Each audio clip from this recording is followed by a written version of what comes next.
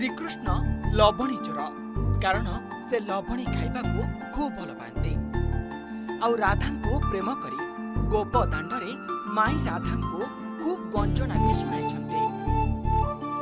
गोपपुर रे श्रीकृष्ण थिबा बेले ना से राधा को छाड़ी पारिछंती ना से लवणी को। ठीक सेमिति कान्हांक मथारू मयूरर पुछ केबे भी खसेनी कारण से सेतिकी मयूर को भल पाती। राधा कृष्ण प्रेम रे उभयंक साक्षात न हेले प्रभु श्रीकृष्ण चढ़ाई नियंती।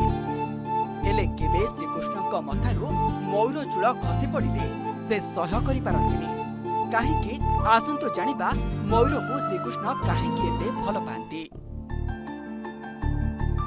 त्रेतया जुगरे जेतेबेले श्रीराम एवं माता सीता वनवास रे थिले सेतेबेले माता सीता को वन रे प्रबल शोष लागिथिला। हेले प्रभु श्रीराम वन रे केउटी भी जलाशय पाई पारि नथिले।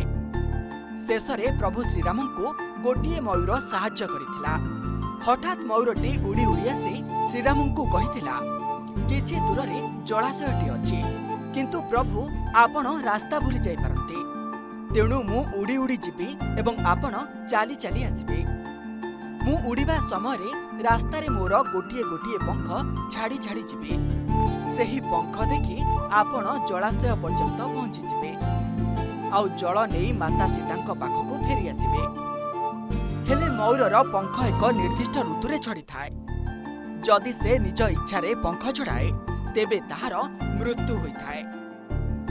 आउ शेषरे सेया हेला। मयूरटी जेतेबेले तार पंख झड़ाई झड़ाई जलाशय निकटरे पहुंचीथिला सेतेबेले मयूरटी शेष निश्वास छाड़िबाको प्रभु श्रीराम को अपेक्षा करिथिला।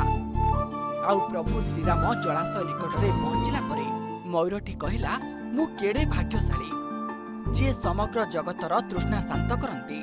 सेही प्रभुंक तृष्णा को शांत करिवार सौभाग्य मते मिलिला। सेतेबेले प्रभु श्रीराम मयूर को कहिले मो पई तुमे तुम पंख बिछाई मते ऋणी करिछ। मु सेही ऋण को पर जन्म रे निश्चय परिशोध करिबी। जेतेबेले द्वापर जुगरे मु श्रीकृष्ण अवतार धारण करिबी तुम पंख को मु मो मस्तक रे सबु बेले धारण करिबी। एहा परे मयूरटी तार निश्वास त्याग करिथिला। भगवान राम द्वापर रे श्रीकृष्ण अवतार नेबा परे से निज मस्तक रे सबु बेले मयूर पंख धारण करंती।